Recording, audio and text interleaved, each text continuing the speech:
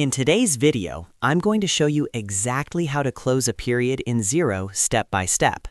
Closing a period, also known as setting a lock date, is an essential process to protect your financial data and prevent changes to transactions that have already been finalized. Whether you're wrapping up month-end reports or closing out your financial year, this quick process will help you keep your books accurate and secure. Make sure to watch until the end so you don't miss an important setting. And if this video helps you, don't forget to like and subscribe for more simple Xero tutorials just like this. Let's get started. First, log into your Xero account. Once you're on the main dashboard, look to the top left corner of the screen. You'll see your organization name displayed there. Go ahead and click on your organization name. From the drop-down menu that appears, select Settings. This will take you to the Settings area where you can control different configurations for your Xero organization. Inside the Settings page, look for the tile called Advanced Settings.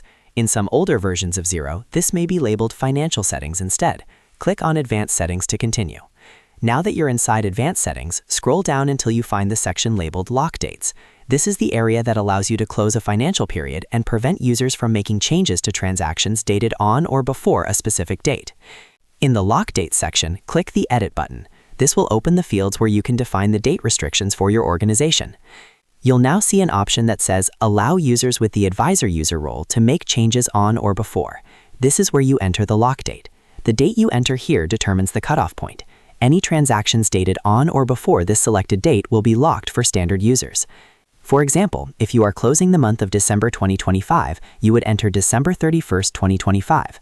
Once this date is set, users without advisor level permissions will no longer be able to edit or add transactions dated on or before that date. It's important to understand that advisor users can still make changes before the lock date if you allow it in this field. If you want to fully restrict access, you can adjust user roles separately within Xero's user management settings. After entering your desired lock date, double-check that the date is correct. This step is critical because setting the wrong date could either leave a period unprotected or restrict access more than intended. Once you're confident everything is correct, click Save. That's it. You have now successfully closed the period in Xero. From this point forward, transactions within the locked period are protected from accidental edits. This is especially important after completing reconciliations, filing VAT or sales tax returns, submitting payroll reports, or finalizing financial statements. Closing periods regularly is considered a best practice in accounting because it maintains the integrity of your financial reports.